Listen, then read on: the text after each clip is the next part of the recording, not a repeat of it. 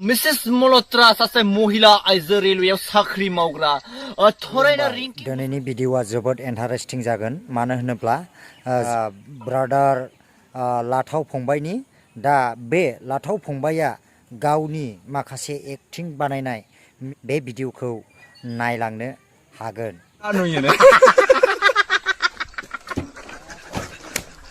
फुल video नायनोब्ला brother anything MJ नि चेनेलाव थांनानै फुल भिडिअखौ नुनो मोनगोन बिफाया उनावहायसो सोंबायनो आंनि जाङिया बोरो होननानै बिसिनाव सोंनायाव फिसाजोनावसो दा नुयोनो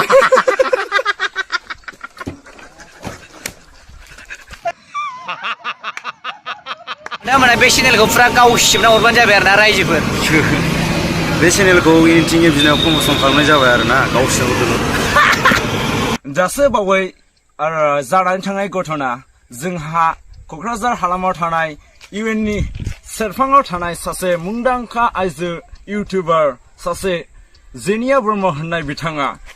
बिथाङाहाय बाजाराव ओंखारलांनो होननानै मम' जानो होननानै थांनाय समाव हाखु दाखु जानायलाय बिथाङा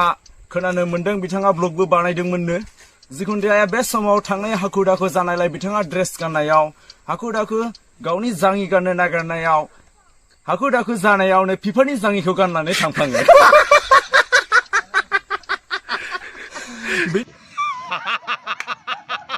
बेनि उनाव फैनानै बिफाया उनावहायसो सोंबायनो आंनि जाङिया बोरो होननानै बिसिनाव सोंनायाव फिसाजोनावसो दा नुयोनो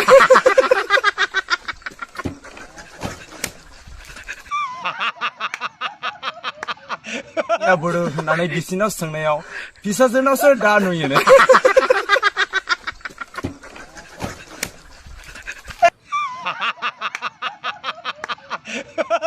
दा नुयोनो